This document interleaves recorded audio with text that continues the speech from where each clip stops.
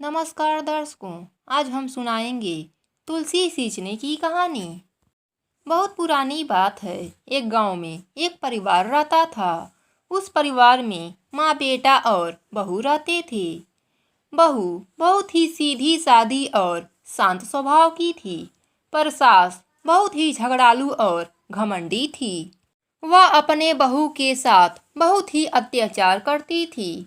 उससे घर का सारा काम करवाती थी और उसे खाने के लिए एक सूखी रोटी दे देती थी।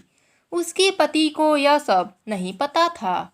वह सुबह होते ही खेत में काम करने के लिए चला जाता था और बहू सुबह होते ही काम में लग जाती थी। एक दिन एक पड़ोसन बहू से मिली। बातों ही बातों में कार्तिक मास की महात्म्य बहू को बताया। सारी बात सुनकर बहू ने अपने मन में भी कार्तिक मास में एक नित्य नियम करने का निर्णय ले लिया। शाम को कार्तिक महात्म्य की बात अपने सास को बताई। तब वह बोली, कोई जरूरत नहीं है कोई नियम लेने की, घर का काम करो। बहू चुप रह गई। जब कार्तिक मास आया तो बहू सुबह जल्दी उठकर नदी पर स्नान करने गई। वहीं एक घड़ा में पानी भरा और तुलसी जी को सींचा और वहीं बैठकर तुलसी माता की कथा कही। बहू यही नियम पूरे कार्तिक मास में करने का ले लिया।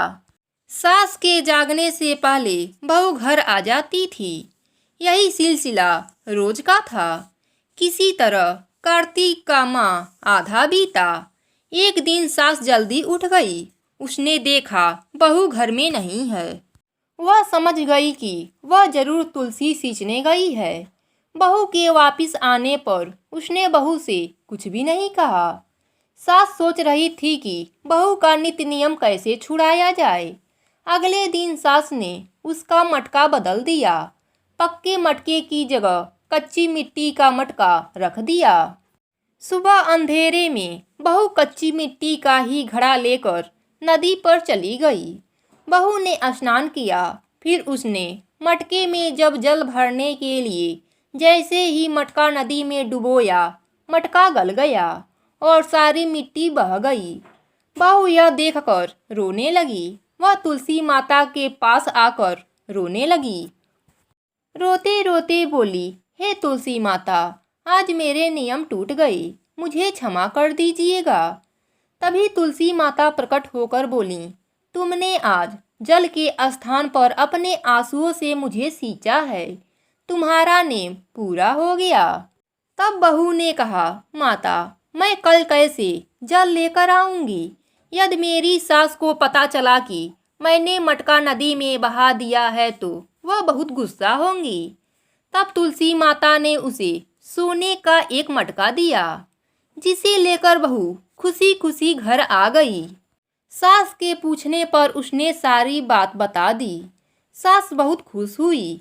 उसने अपने बहू से कहा, सोने के मटके में यदि जल लेकर जाओगी तो गांव वाले इसे छीन लेंगे। तू कल फिर जाकर तुलसी माता से रोकर दूसरा मटका मांग लेना। बहू बहुत ही सीधी थी। वह अगले दिन तुलसी माता के पास जाकर फिर रोने लगी। तुलसी माता के पूछने पर उसने सारी बात बता दी। तब तुलसी माता ने उसे चांदी का एक मटका दिया। बहू चांदी का मटका लेकर घर आ गई, लेकिन उसकी सास ने वह भी रख लिया और अपने बहू से फिर अगले दिन रोने को कहा। बहू सास के डर से फिर तुलसी जी के पास बैठकर रोने लगी। फिर तुलसी माता आकर पूछा, क्यों रो रही हो? बहू ने सारी बात बताई। तुलसी माता ने कहा, तेरी सास की लालच कभी खत्म नहीं होगी, तू आज मिट्टी का मटका लेकर जा। यह कहकर तुलसी माता उसे मिट्टी का मटका दे दिया। बहू जब घर आई तो उसकी सास बहुत गुस्सा हुई। उसने कहा, तेरे तुलसी जी के पास बस इतना ही धन है? जिसके पास कुछ नहीं है उसे जल से सींचने से क्या लाभ? लेकिन बहू ने सास की बात नहीं मानी और पूरे महीने सास से चुपके नदी पर स्नान करती और तुलसी जी को सींचती।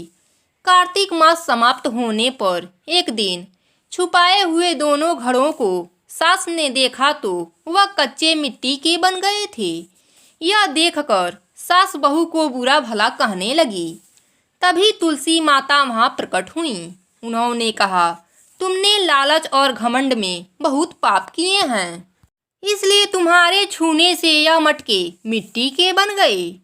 जैसा बोओगी वही फल काटोगी।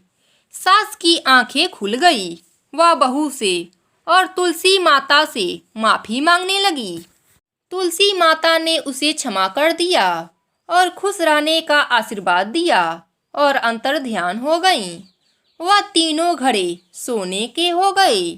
अब सास बहू मिलकर हर साल कार्तिक स्नान करते और तुलसी सींचते। उनका घर धन्य धान से भर गया। हे तुलसी माता, इसी तरह अपने सभी भक्तों पर अपनी कृपा बनाए रखना। जय हो तुलसी महारानी की।